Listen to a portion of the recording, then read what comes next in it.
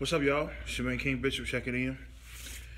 I am here in Chicago. I am on my way to orientation. Um, I left from home. Company got me a rental car. I had to pay for fuel, of course, but they paid for the rental car. Um, they gave me the option to fly or take a bus. I'm not taking a bus nowhere. Um, I'm blessed enough to say that if I have to run a car on my own dime, that's what I will do. But I will never ever take another bus after some of the bad bus experiences I've had. So, um, I elected to take a rental car instead of a flight. That way, I can take all of the things I need for the truck with me. Um, Not just the simple stuff, but you think about like bedding, pillows and a comforter, stuff like that. You have two options when you do that. You can, fly with just clothes, and like little electronics and stuff like that, little chargers.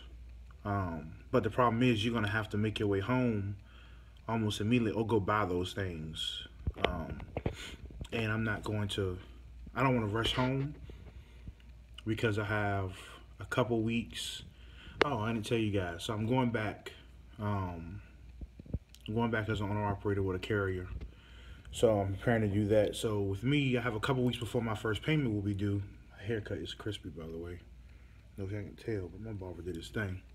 But so yeah, I got a couple weeks before the first payment is due. And what I always say is, if you're going into a lease or an owner operator deal where you have a couple weeks before your first payment is due, you need not to go home until that first payment is due, because that's the time to make the money to put away. I know that in my first lease, you kind of like sometimes you have to play catch up, because you stop working a job and then now you got bills that gotta be paid, and so your first settlement or two with the new job, you're playing catch up, which sucks. You don't want to have to play catch up, but it happens that way sometimes. I've been there before.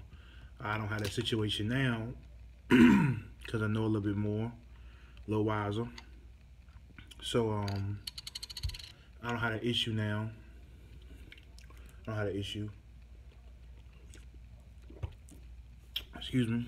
So now you you want to go out there. You want to put some money away, not just for maintenance necessary, but you want to have some money, some operating money in your account. So, like I said, the only option you really have is if the company allows you to drive, you can bring everything you want with you from jump, which saves you having to go home almost immediately after you take possession of your truck or within the first couple of days, because you don't have the things you need just to be basic. Like a comforter is necessary. It's October, about to be November.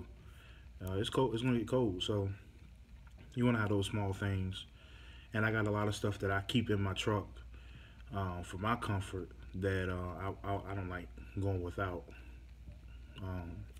But anyway, so I left from Richmond, VA, and now I'm here in Chicago. It was about it took me about 12 and a half hours to get up here. I think it was like 800 miles, somewhere around there, like 800 miles up here. And I'm tired, but I'm not sleepy, so I'm making a video. But I wanted to make this video because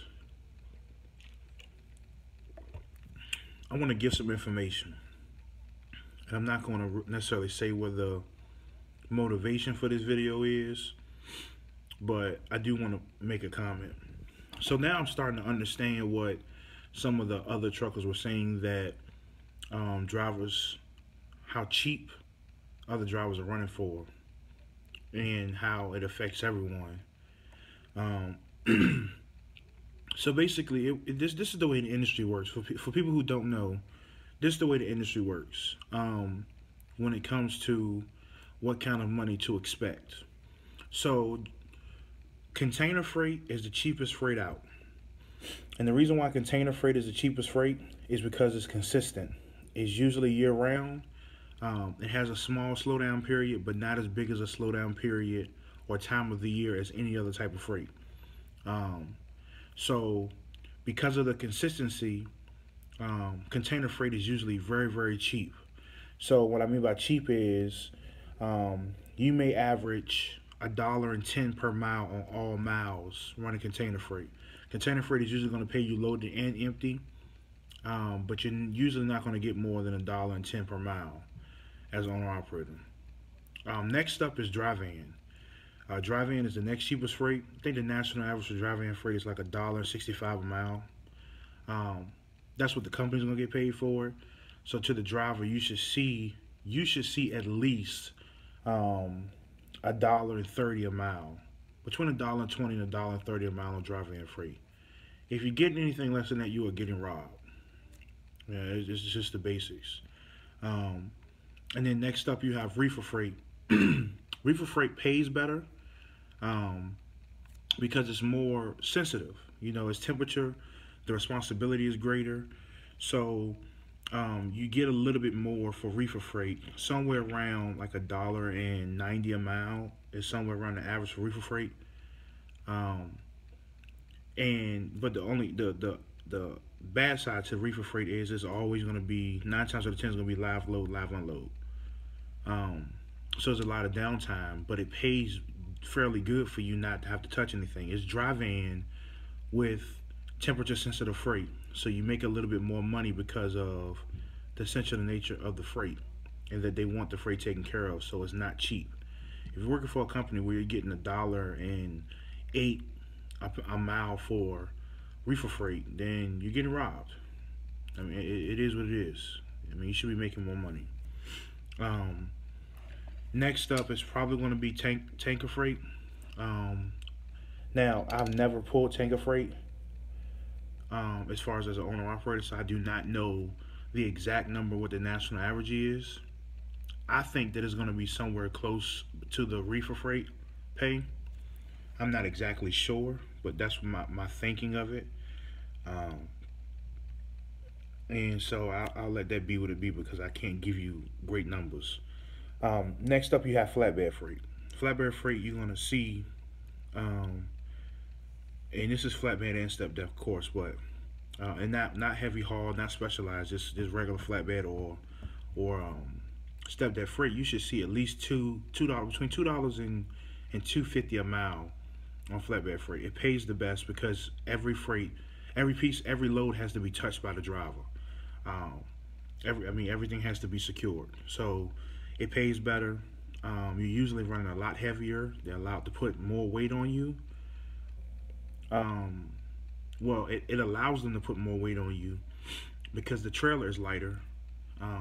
And also, with that being said, they can move more commodity to a customer at once, so you can make more money because they don't have to pay. For instance, what you may have to put in a dry van under 2 loads, you can put on 1 flatbed. So it saves them shipping costs at 50% because you don't have to ship 1 load. So the freight is higher. The freight pays higher for that reason alone. It saves them on shipping costs. A customer is able to make a larger order and get it delivered to them with lower transportation costs than you would in any other kind of commodity or any other kind of trailer. And the reason why I'm saying this is because there's some people out there thinking that they're making some money. And at one point, I thought I was doing the same thing. And to be truthful with you, you're not making any money. You're not making any money. Now, this is what you guys should ask yourselves when you're looking at these guys who, in these trucking groups or on YouTube or whatever they're doing, when they do numbers videos. You should be asking yourself, okay, can you duplicate, if the numbers are good, can you duplicate it? Because you can't duplicate everyone's numbers. Your expectancy for home time is different. If you go home every week, your reload area is big. Like for instance, Virginia is horrible for reloads. So if I go home and I don't go home under a load, it's hard for me to get a good load coming out of Virginia leaving out because the freight doesn't pay that well. coming out of Virginia. It pays well going into Virginia, but doesn't coming out. So can you duplicate those drivers' numbers? You cannot just see a guy on YouTube giving his numbers and saying, ooh, I want to make the same money. Because if you don't live where he lives at and you don't have the same home time expectancy as he does, that guy may be able to gross more money because he doesn't mind not being home for 2 weeks. But you want to be home every week. You can't expect to make those numbers. Because sometimes you're going to get a load that carries over into the weekend that makes you not, you get a load on Thursday that don't deliver to Monday morning. And it's, you know, it's 400 miles away from your house. You're not going to be able to get home. And if you're not willing to take that sacrifice, you don't have the opportunity to make those same numbers that guy or gal is making under their lease or as an owner operator. I think now, as I know a little bit more, I want to seek to educate people, because I think that a lot of drivers are getting robbed. And the only way to make these carriers boost their numbers up is for people to stop going to work for them. You know, as long as there are people that are willing to take crap pay, then they're going to keep giving it. But if drivers stop going because they know that they should be making more money, and there are other carriers, no one carrier is really offering more than another carrier. They all offer the same thing. They all have freight, and most of the time they're pulling for the same customers.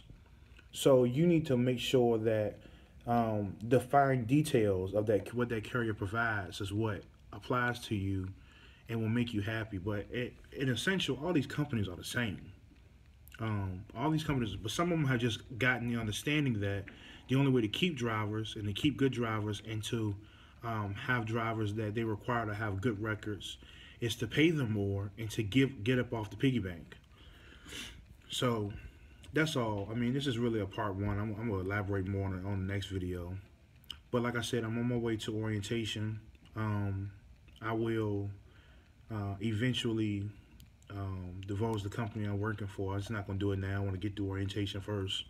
I want to do orientation videos throughout the week. I'm not going to post them, but I am going to get them done, and I'll have them so that when I do finish, I can kind of give you guys some steps on what that company was like as far as orientation. But like I said, it was just bothering me, man. I was seeing these guys not making no money and thinking that running 3,000 miles and grossing $3,400 is good money, because it's not. You worked your butt off and you didn't make any money. I mean, $1.05 a mile is not good money. I don't care what nobody says. There's not no money in that, especially when you're not home. So if you running 3,200, 3,300 miles and you only grossing $4,000, you ain't making no money. Don't be fooled, man. Don't be fooled. I mean, if I'm gonna run 3,300 miles, I need to see. I want to be grossing out at $5,000. I mean, that's just me. But as always, man, I appreciate you guys for watching. Please continue to like, comment, subscribe. Hit the little bell in the corner so you are alerted when I drop these videos, because I know I took a hiatus, and I know I've said it before, but I'm going to drop some videos for y'all. As always, man, y'all be easy. Peace.